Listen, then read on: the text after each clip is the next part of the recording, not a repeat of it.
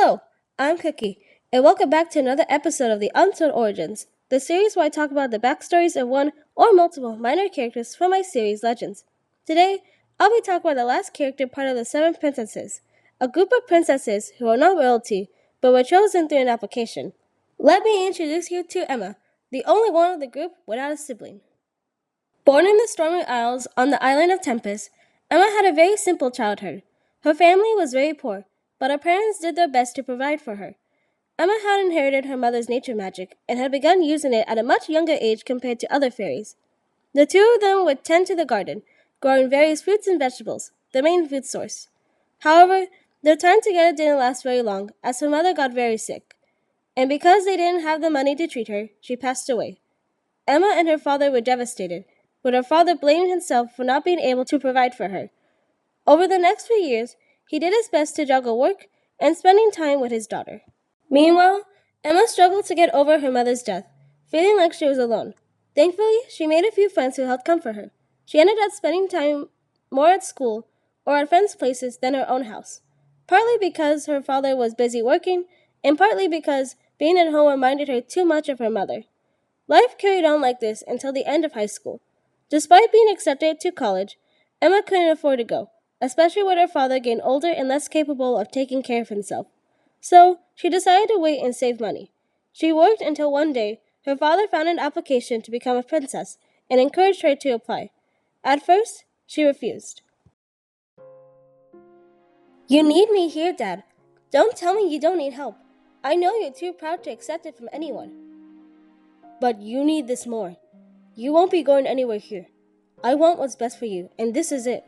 Please, if not for me, do it for your mother. After some consideration, Emma finally decided to apply and was surprised to be accepted. She was worried about leaving her father, but he reassured her that he would be fine. And so, a while later, she left Tempest for Wolverina. Once arriving at the palace, she met with the other applicants and quickly realized that everyone had a sibling, meaning she was the only one who didn't know anyone.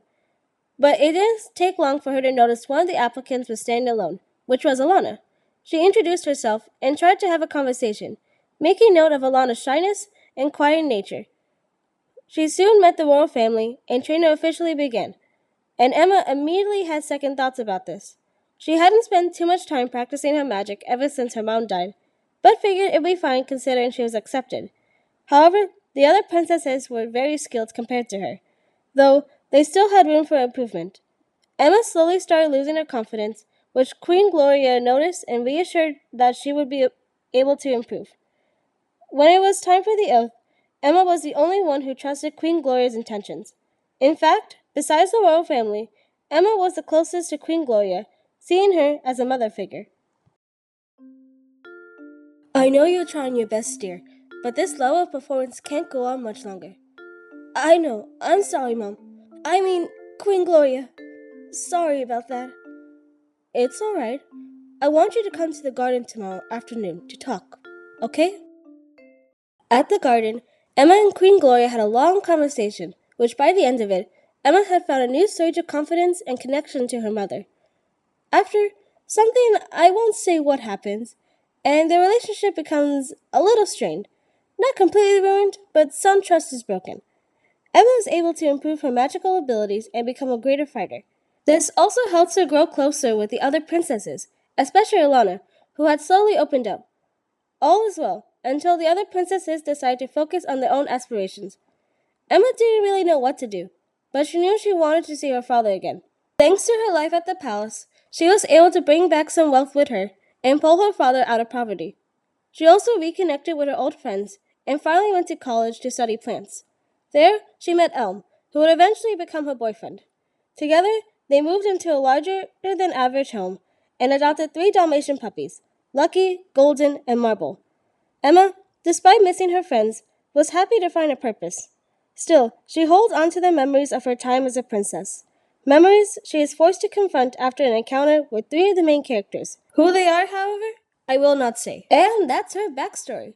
Of course, like the last couple of videos, here are a few fun facts about Emma. Just like the other princesses I talked about, she used to be a character from a TV show, this time Emma being from Power Rangers Megaforce, which no longer has any influence on legends outside of this character. She is the only one of the group who I decided to keep the name of the character she's based off of, mainly because Emma is a generic and normal name. Her backstory is quite different, but the nature-loving aspect of the character she's based on is still there. I haven't explained any aspect of the lore, but as you can probably tell from the speed draw, that every fairy has an animal form, and up until very recently, Emma's animal form was a Dalmatian. With the old lore, she was cursed to be a Dalmatian, and while cursed, she fell in love and had children, but with the new lore, this plotline no longer works. So now, Emma's animal form is a tiger, specifically a Sumatran tiger, since they are found in bamboo forests.